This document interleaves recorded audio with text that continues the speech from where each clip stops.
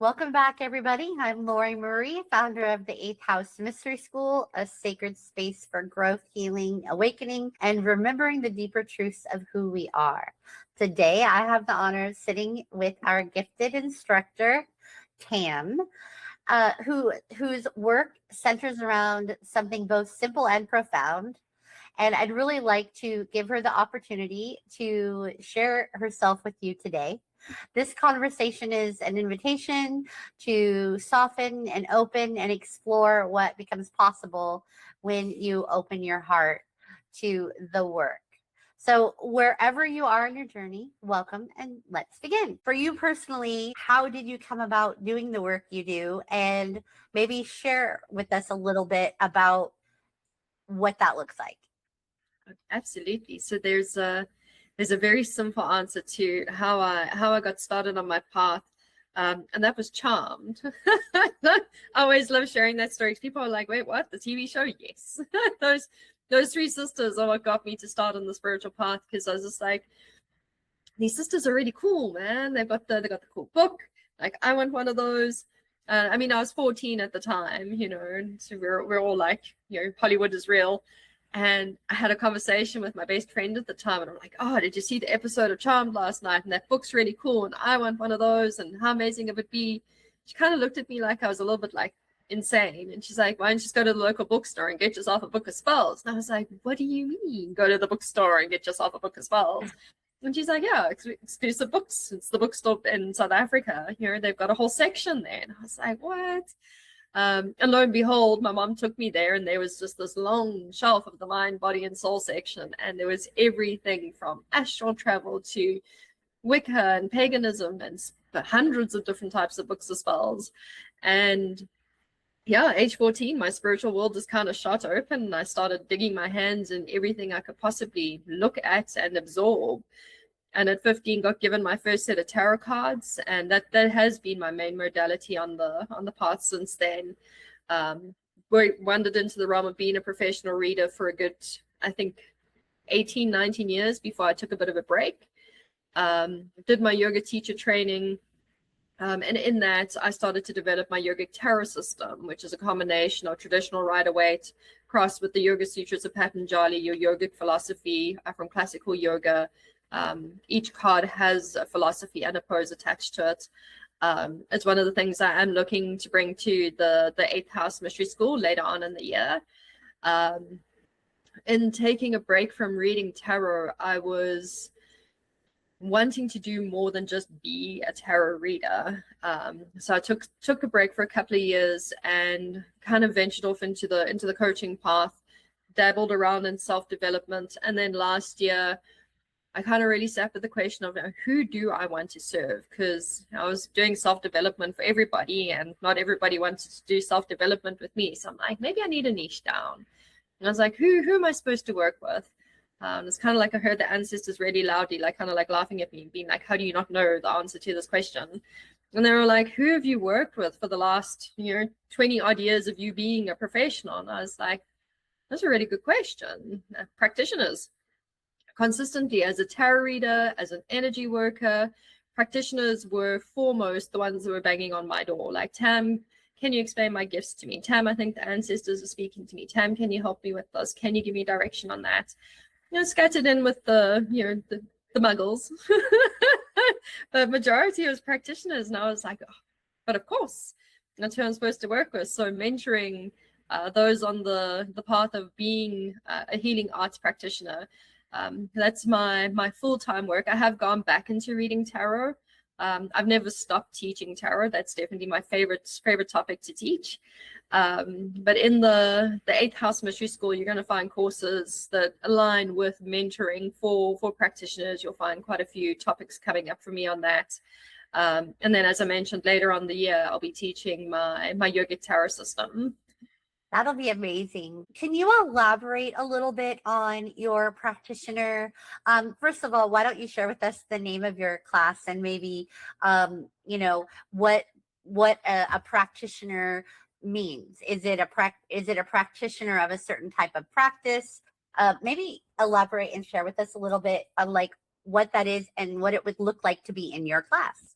Absolutely. So when I talk about practitioners, I'm talking about those specifically in the realm of healing arts. And there it ranges everything from, you know, being a reader, Reiki practitioner, acupuncturist, yoga teachers, anyone who works in the kind of health and wellness space, anyone that holds space for other people. And how that works is I work across eight pillars, three pillars.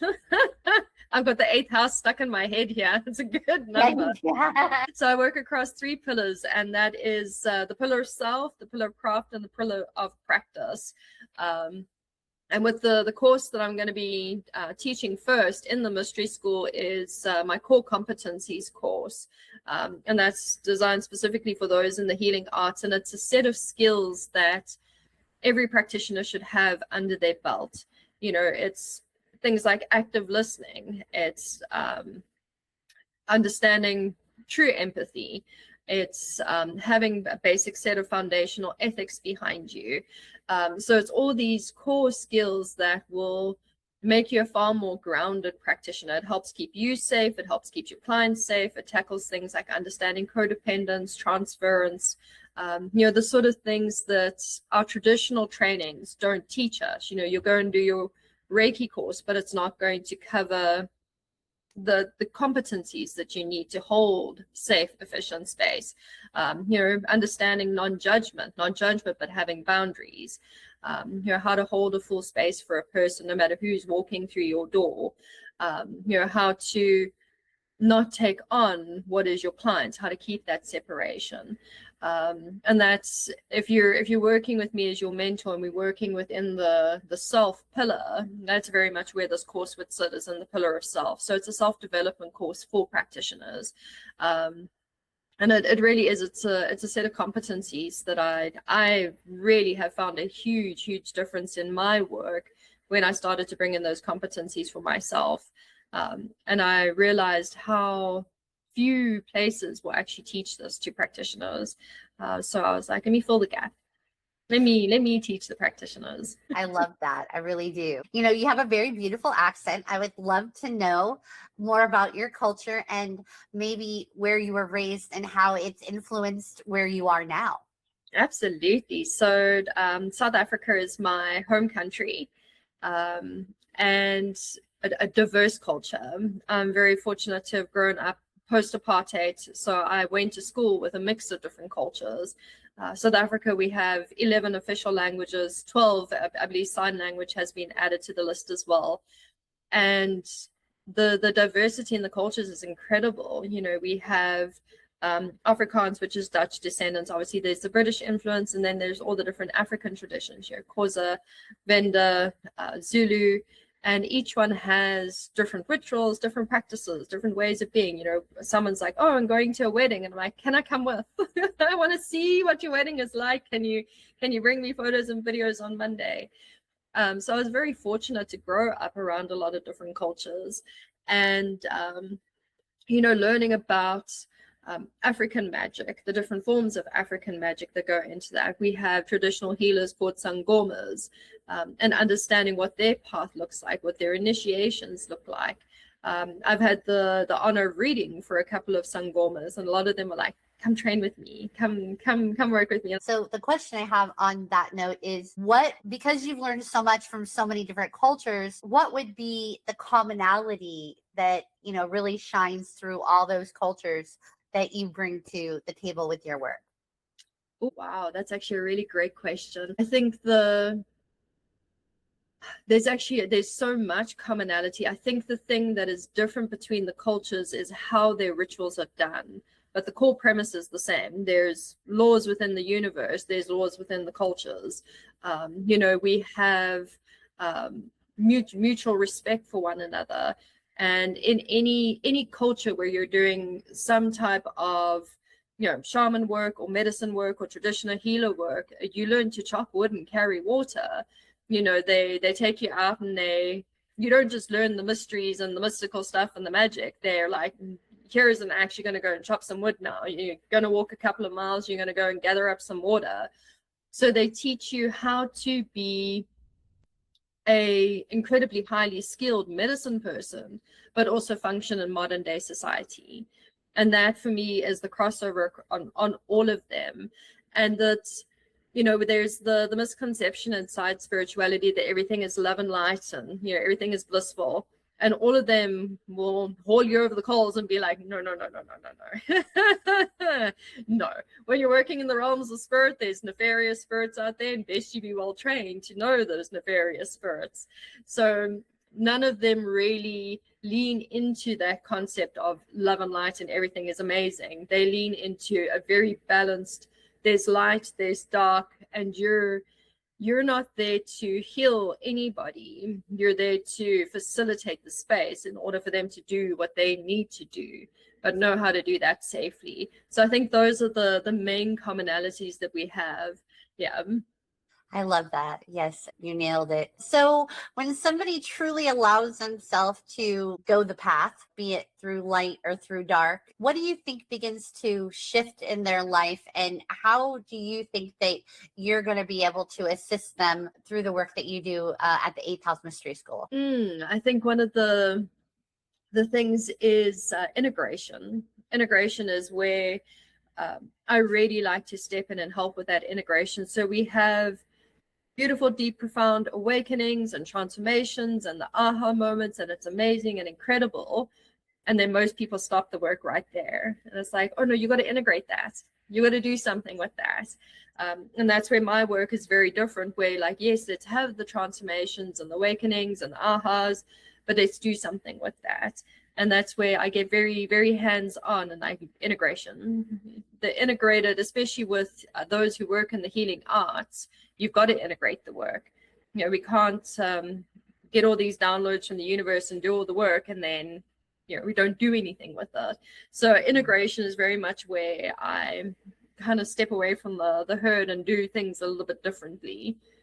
Yeah, that'll be perfect. The Eighth House Mystery School, with each class, the instructors have a group, a private group just for the students and the instructor. So integration will be really good way to navigate on the platform, even though you aren't living near them, you're not in the same country as them. Guidance from you and from your life experience. So at this point in your journey, what do you think that you want to accomplish by working with others within the Eighth House Mystery School?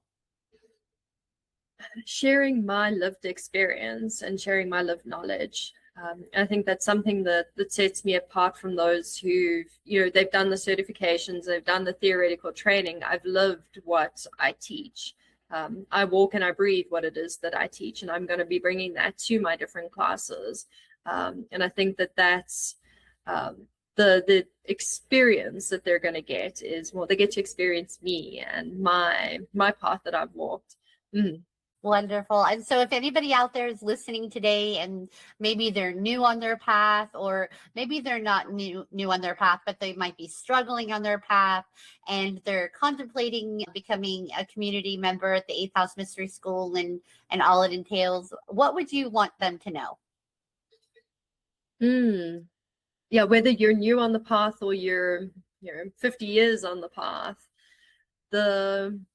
the path has no end destination. There's no finish line.